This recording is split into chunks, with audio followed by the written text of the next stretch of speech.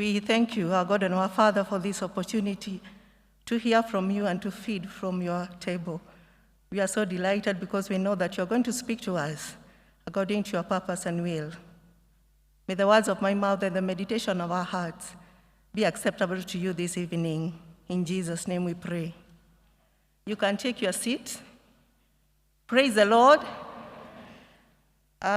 My name is Reverend Alice. I'm born again. I love the Lord as my Savior. And I'm so delighted to be sharing the Word of God with us this evening. Today, 27th of March, we are celebrating Mothering Sunday. Therefore, happy Mothering Sunday. Yeah, Mothering Sunday is a celebration of Anglican Church from the early church.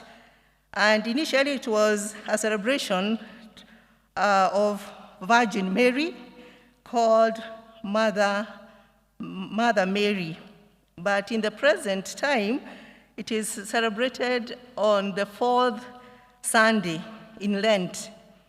And people are celebrating Mothering Sunday by ravishing their moms or mother figures with gift, concern, and all that. So I would request, after this, you can do the same. Hallelujah. Today's topic is restoration of leadership. And you are going to reflect from John chapter 21, from 15 to 21.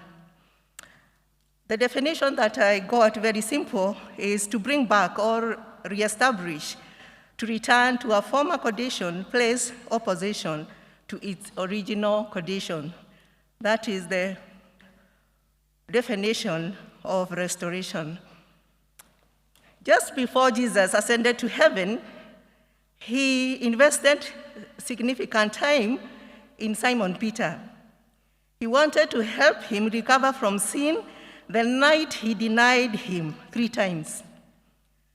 Christ, one, intended to call Peter to lead.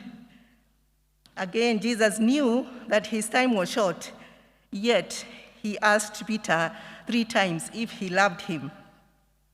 And when Peter assured Jesus of his love, he called him to the natural response, which is the ministry. This is according to John chapter 21, verse 15. He told him, Simon Peter, feed my lambs. Jesus has called Peter as his disciple to be fishers of men. Therefore, we cannot doubt that Simon Peter was called for a cause. That is according to Mark chapter 10, verse 41 to 45. Again, Jesus has said, "This rock I will build my church." And he was referring to Peter. Therefore, Jesus had a good purpose for Peter. We see that Simon Peter was very loyal to Jesus. He impressed Jesus so many times by telling him, "Lord, whom shall we go? You have the word of eternal life. You are Christ." But during the Last Supper, Jesus made a shocking prediction that really disturbed Peter. He told him, "I tell you the truth, before the rooster crows, you will disown me 3 times. Upon hearing that, Peter was sad and resisted that, and he said, "Even if I have to die with you, I will never disown you." So we can see the loyalty of Peter to Jesus. He even cast himself, according to Mark 14:71. He said that night he went out and wept bitterly after he has denied Jesus. We see Peter in his weakness, he failed. However, the Lord Jesus visited Peter and initiated the healing process after his glorious resurrection. In verse 1 to 15, it describes how Jesus revealed his unfailing love for Peter and other disciples after his glorious resurrection, and their fears were gone. Despite Jesus commissioning them, Peter and the other 6 disciples did not go for that mission. You remember Matthew 28, he told them, "Go out into the world and make disciples." But after Jesus had died, they did not go to do what they were supposed to do, but they went back to their usual work. Instead, they returned to their past ordinary life they all went fishing together. And this is when Jesus was coming to them, and they caught nothing. The disciples faced another failure. They felt like all the world was against them. The Lord Jesus, we see that restored them from failures by helping them to catch a large number of fish miraculously. He even prepared a warm breakfast for them. Despite their failures and shortcomings, the Lord Jesus still loved them unconditionally. His love was like a fire of burning coals at the shore, and they were overwhelmed by his unfailing and unconditional love. Peter, at this point, was battling his disappointment and discouragement over failing his master, like any one of us could be right now. Peter was feeling he lacked the courage or right to be the leader of Jesus' disciples. My question is, how many times do we feel this way, like Peter? We could be contemplating saying, I have failed so many times. I am tired of living like this. I have let this matter, whichever matter we are going through, torment me for a long time. And you're asking yourself, as I ask myself, am I ready to leave my past? We can learn from this passage, the conversation between Peter and Jesus. Verse 16 helps us to see that Jesus asked Peter, do you love me? Jesus, at this point, was calling Peter for forgiveness. Remember, Peter was struggling with guilt, disappointment, and Jesus was calling him to come back for forgiveness. He was calling him to wake up from his problem. And as leaders, we regain effective influence when we return to loving Jesus first and foremost. It is good to realize that sometimes we have failed, sometimes we have sinned, and that has separated us from fulfilling the purpose that God has called us for, just like Peter. In verse 15, tell us that Jesus said, Simon Peter, son of John, do you truly love me more than this? Here, the word this refers to something Peter maybe cherished dearly. It could be the catch, the fish that they have just caught. His ordinary life, his success, his dreams, his accomplishment, all his life. Again, it could mean more than the other disciples.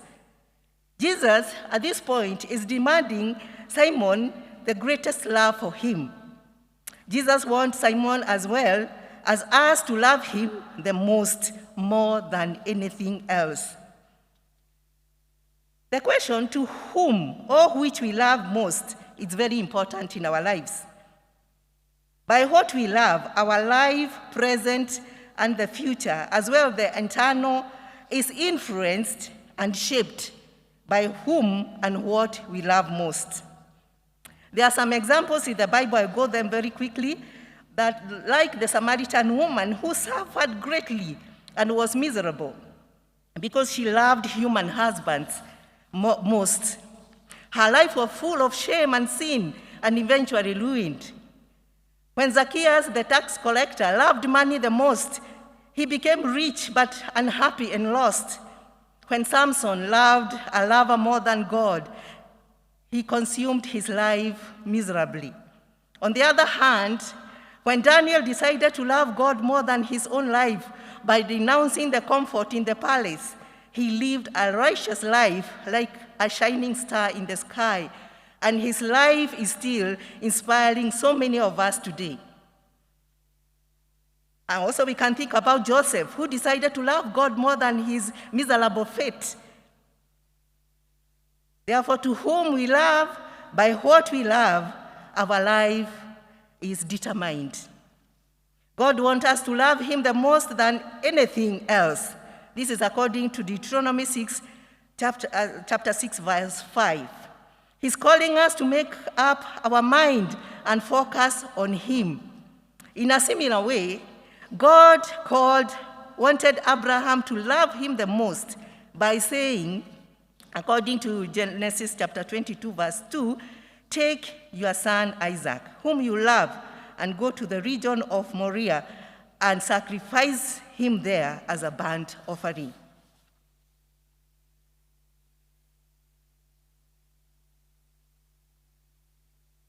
In verse 17, Jesus tells Peter, Peter, feed my lamb. At this point, Jesus was calling Peter to take up the ministry. Jesus loved by serving and loving others. After acknowledging his confession of love, Jesus helped Peter to love him practically by being a shepherd for God's flock and demonstrating his love for the flock. Jesus commanded him, feed my lamb, or take care of my sheep, or feed my sheep. At this point, Jesus was not just giving Peter a mission as a shepherd. He was expressing his deepest concern for his own flock that live in this world of endless suffering under the power of sin and Satan. We have seen that Jesus loves his flock more than his own life. He wanted Peter to share his heart's concern for his flock. He wanted Peter to demonstrate his love for Christ by feeding his sheep. Likewise, Jesus is calling you and me for his love, ready to forgive our failures and our sin. He's calling to restore us to fulfill our purpose. He's calling us for his mission. Jesus is leading us. So therefore, let us get up, be obedient to his calling, and give him full control of our agenda. We have learned that three things that Jesus, as much as Peter has failed, Jesus extended his hand of forgiveness. And he reminded Peter how he failed 3 times. And Jesus was calling him 3 times, full of love and willing to forgive him. The second thing that Jesus was calling Peter for was to restore his leadership. He was discouraged. He didn't feel fit to continue leading the disciples. He influenced them again to take them to the shoal instead of going to the mission where they were sent. So sometimes when we are not connected with Jesus Christ, as leaders, we can mislead others. Instead of taking them to the mission where God has called us, we take them back to their former life. That is what exactly Peter had done. And the last thing that we have learned today is that Jesus was calling Peter for his ministry, to be the shepherd, to look and to feed his flock. Our Lord Jesus understands each of our circumstances. He does not come to condemn us when we fail in our Christian life, or if we fail in our capacity to love him and to serve him as we should. Instead, he comes to confirm his love for us and to restore everyone who is willing to humbly ask for forgiveness. With a repentant heart, he's calling us to learn how to extend the love of God to others until their wounded heart fully heals in Jesus. That is what the Lord is calling us to do. He's restoring our relationship with him. He's calling us. If we are willing, we can ask for forgiveness where we have failed. The world is so busy. We are caught up in our work, in our families, in our endeavors. We are caught up, and the Lord is calling us first to lead ourselves, to lead our families, to lead in the community, to lead in the nation, and to lead in the world. But sometimes, like Peter, we fail and we feel inadequate. But the Lord God is calling each one of us who is willing to be loved by Jesus, who is willing to feel worthy again to continue serving. The Lord is also willing to restore our status as leaders so that we can lead with confidence. Like Peter, when he saw Jesus, he was able to dive into the water and rush to him because he knew the Master has come. The Lord is willing to restore our relationship, the position that he has bestowed to us, so that we can influence the people positively. And the last thing, the Lord is calling us to be the ministers, wherever we are, in our marketplace, at home. I love the song that we have sung, that Lord give us home. You give us Christian homes where the Lord is the master. The Lord is calling us for a mission to extend his kingdom here on earth. Let us enjoy in his presence as we look forward to fulfill the purpose why he created us. Peter, as much as he was discouraged, he was able to fulfill what God has called him for, to be the rock where Christ built his church. What is your purpose? May the Lord reveal it to us so that we can fulfill.